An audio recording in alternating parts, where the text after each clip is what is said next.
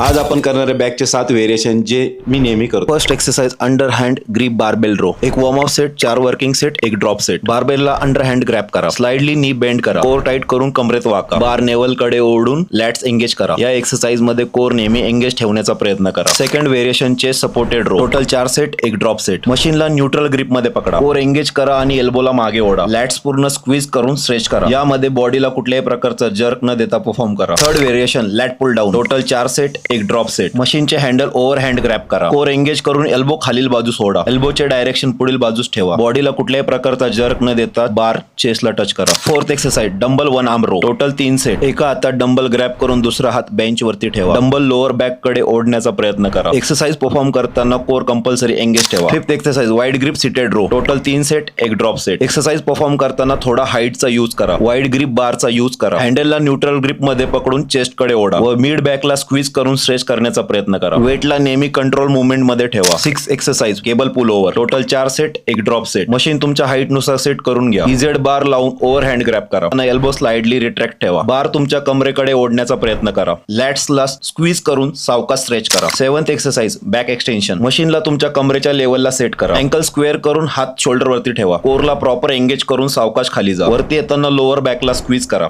Subscribe for more videos.